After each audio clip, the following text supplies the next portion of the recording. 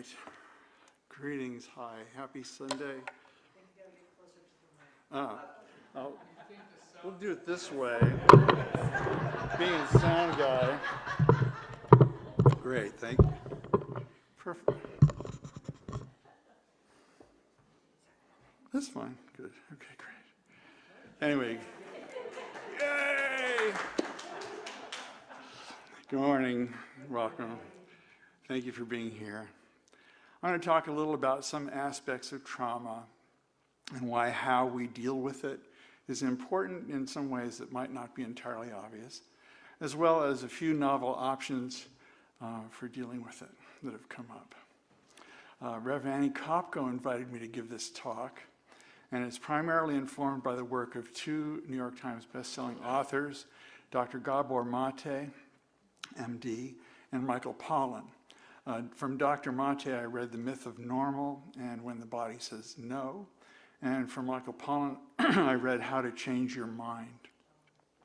I will quote liberally from, as you all know, I'm an audio guy. I'm not in the medical field or psychology or any of this, so I'm going to be quoting liberally from these books. And I also watched quite a few of their videos. But to start with, let's imagine ourselves in a completely different place for a bit. It's not a meditation, but we're looking around the exercise yard of a maximum security prison in Lancaster, California, outside Los Angeles. With us in the yard are 235 incarcerated men standing in a large circle of sorts around the yard. And we're going to ask them some questions. They're going to be asked some questions. The questions are about their childhood experiences before reaching 18 years of age. Fritzi Horstmen, the founder of the CompassionPrisonProject.org, had the bullhorn and asked questions like these. While you were living at home during your first 18 years, did a parent or someone in the household often or very often swear at you? Or did a parent or someone in the household often or very often belittle you? Or did a parent or someone in the household often or very often hit you strongly enough to leave marks on you? These are questions on the Adverse Childhood Experiences questionnaire. And each question was followed with, if so, please step inside the circle.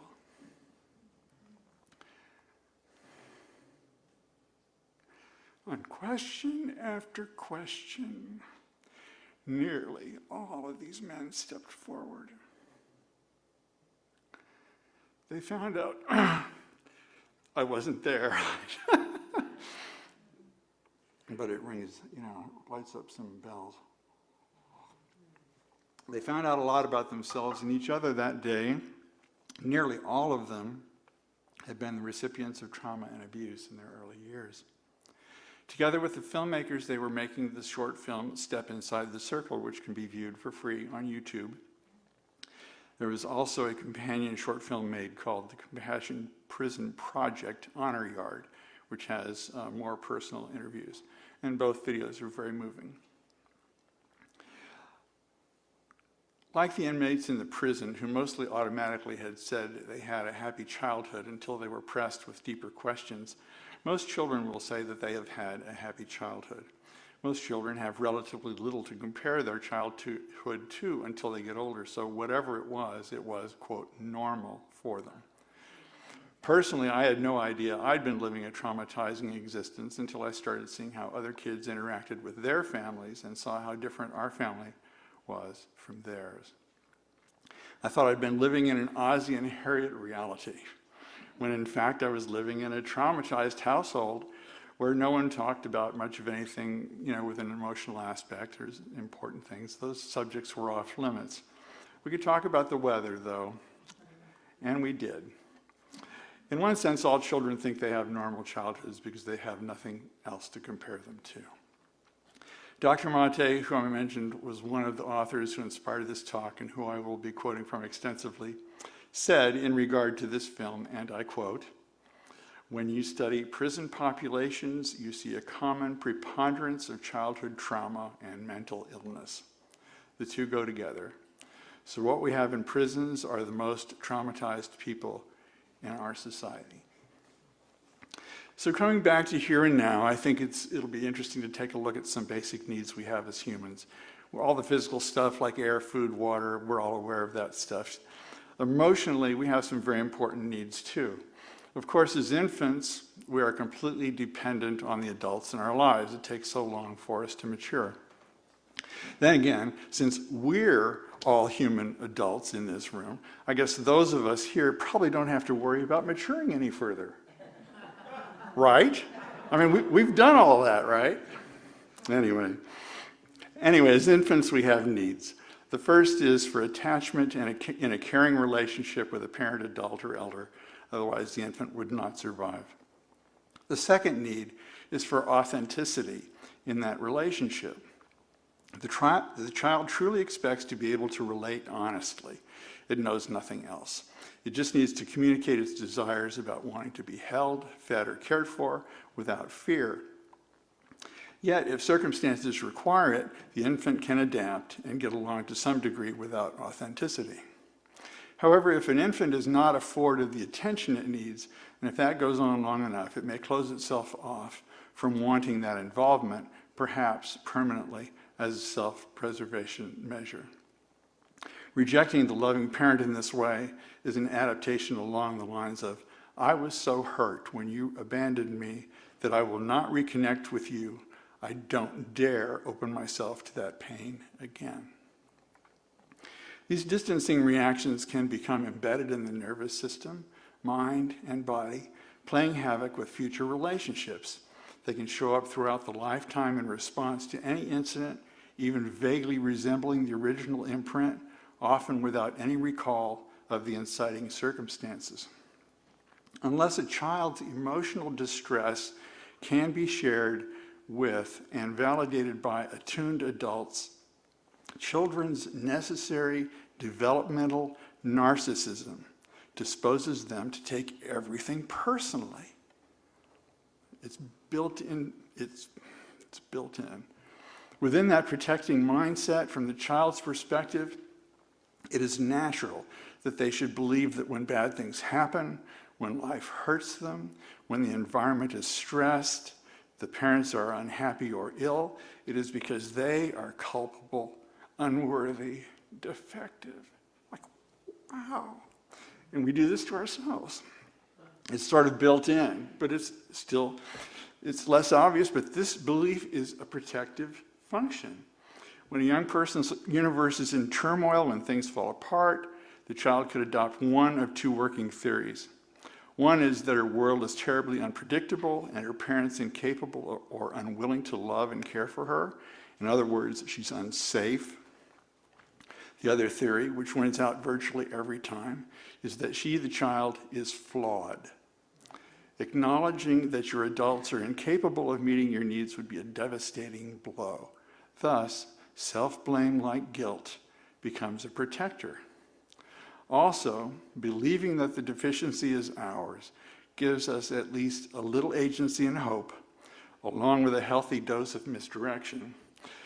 Maybe if we just work hard enough, we can earn the love and care we need.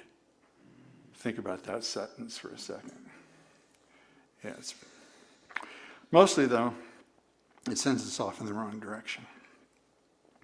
These adaptations remind us of a moment in time when being engaged was painful, and when triggered, we experience that pain again as if it was a manifestation of the present moment, distorting our interactions. Getting to the bottom of these adaptations is necessary if we want to learn to respond in new ways to stimuli that historically sent us reeling. So what about trauma?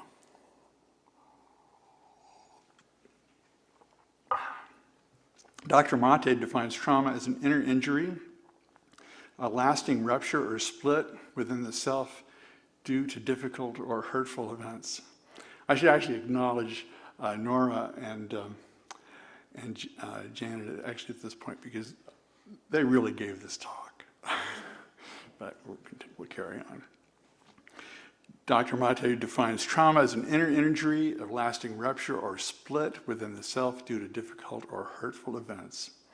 By this definition, trauma is primarily what happens within someone as a result of the difficult or hurtful events that befall them. It is not the events themselves. It may have many parts, from the wound itself and the residual burdens that our woundedness imposes on our bodies and souls, like the unresolved emotions we experience, the coping dynamics they require, the tragic or melodramatic or neurotic scripts we unwittingly but vigorously live out, and not least, the toll these take on our bodies. We've come to realize the mind and body are inseparable. This is Dr. Mate speaking again. It's beyond doubt at this point. The emotional apparatus in the brain and the immune system and the hormonal system and the nervous system are not even separate systems that are connected.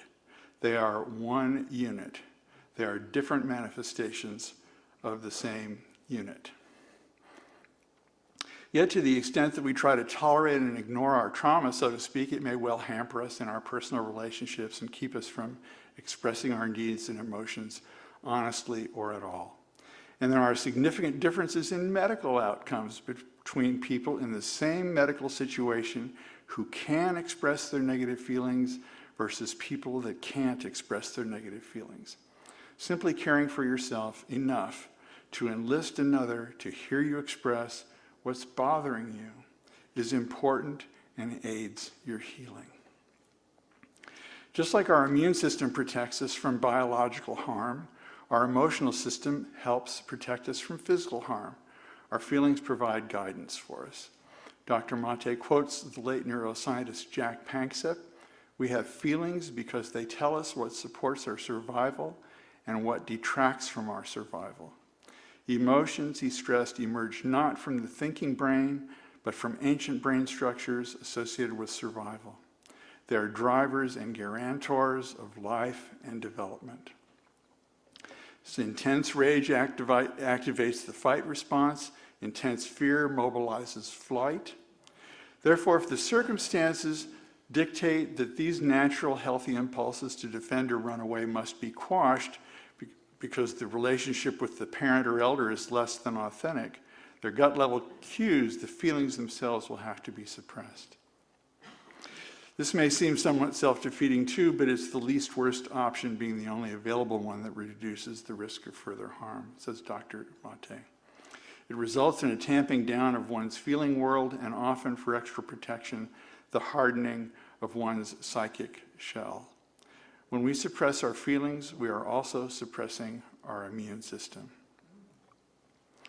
Dr. Mate, through a quarter century of clinical practice, including a decade of palliative work, made a point of asking his patients to answer this very insightful question. When, as a child, you felt sad, upset, or angry, was there anyone you could talk to, even when he or she was the one who had triggered your negative emotions? In all that time, he'd never heard anyone with cancer or any chronic illness or condition answer yes to that question. Many children are conditioned in this manner not because of any intended harm or abuse, but because the parents themselves are too threatened by their anxiety, anger, or sadness they sense in their child, or are simply too busy or too harassed themselves to pay attention. My mother or father needed me to be happy is the simple formula that trained many a child into lifelong patterns of repression. So we've all experienced our own traumas. Some of this is the inevitable result of our lifestyle in modern society. Before our relatively recent attempts at civilized society, and perhaps the last 10,000 years or so, we lived in small groups of maybe 60 to 80 individuals as hunter-gatherers for perhaps more than one, maybe several 100,000 years. Children were raised in the company of parents and other elders all the time, and the elders and the youngest ones were mostly carried. When a child needed some attention of whatever variety, there was generally always someone close by who could provide it. These days, the family is rarely the extended family in one household, and children often spend time away from their parents on a daily basis. Let's take a step back in time to the 1950s for a few minutes.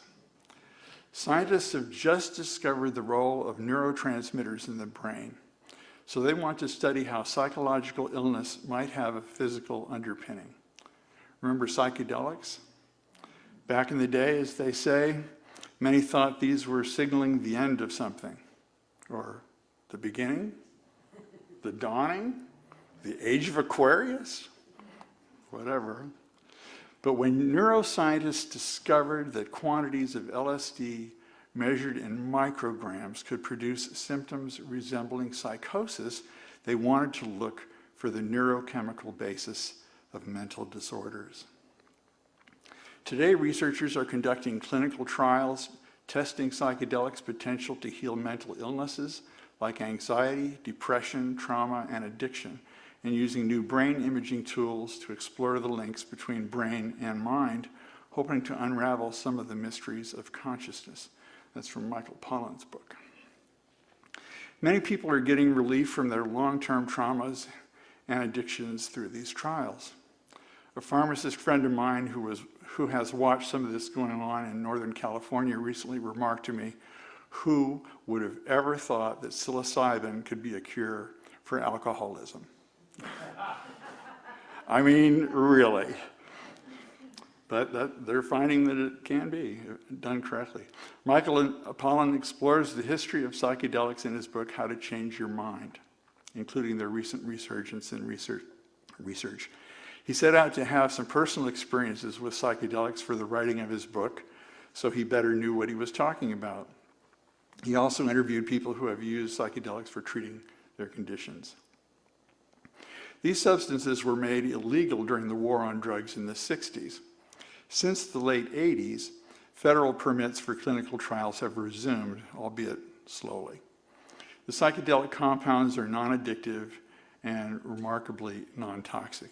The proof is the kind of thing, if you put sugar water and LSD on 2 feeding tubes in a rat's cage, the rat may take the LSD once, but he will never take it again. Never take it again. Anyway, these compounds can have profound effects on those who consume them. Many PTSD patients have experienced dramatic improvement after having only one carefully guided psilocybin session.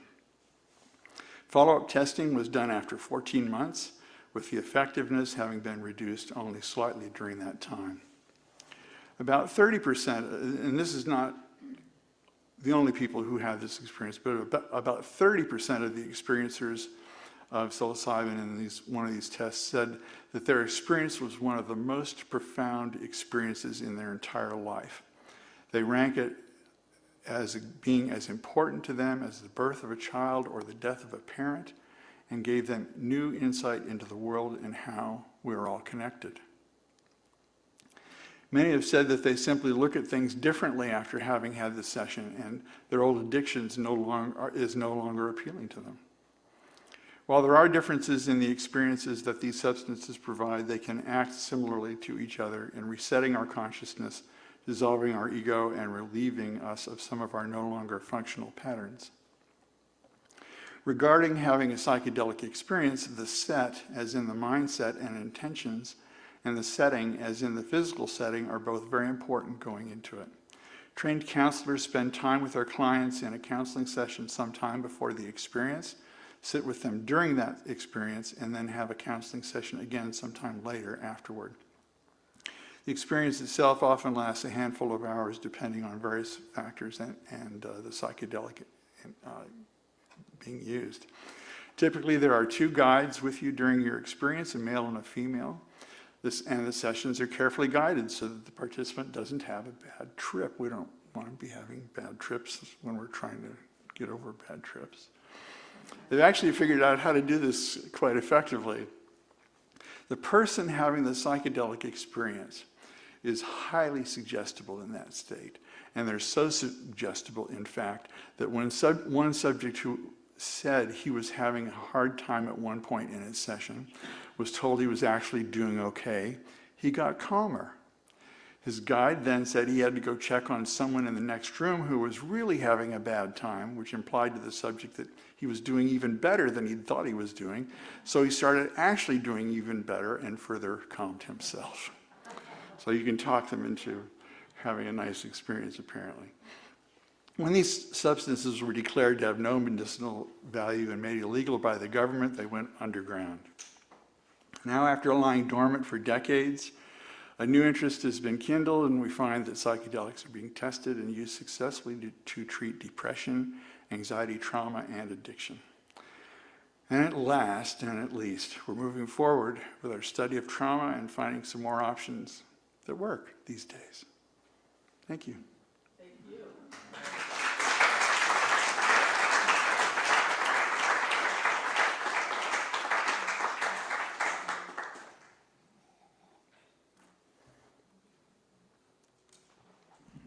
Thank you, Don, and Nora and Janet. As you said, it kind of rounded out the picture. So we just have a few minutes for open mic. So go ahead, Lindsay. I see your hand is up.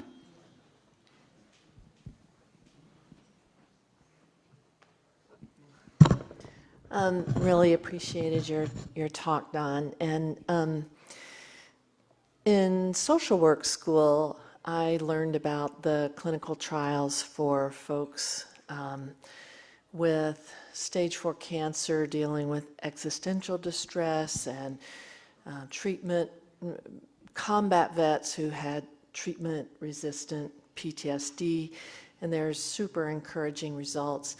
I also just want to say that it really is not a good idea to do this on your own. And the point that Don made about set and setting, having a trained therapist who is trained in psychotherapy-assisted psychedelic experiences is really important. It's still illegal unless you're participating in a clinical trial, and those trials have not included people with a family history of bipolar disorder or schizophrenia or any other diagnosis where folks at some time get confused about what's real and not real. And so if you have a diagnosis or if you have a family history, it's not that it can't be safe, it's just that there's not much research because the clinical trials are hopefully moving toward, legalization or decriminalization. And so they're just working with populations that right now they think will most likely have a good experience. So just want to put that out there because so many of us who have read Michael Pollan's book are super interested in this. So anyway, really appreciate what you're sharing and just want to add that nuance. Thank you. Thanks. Thank you.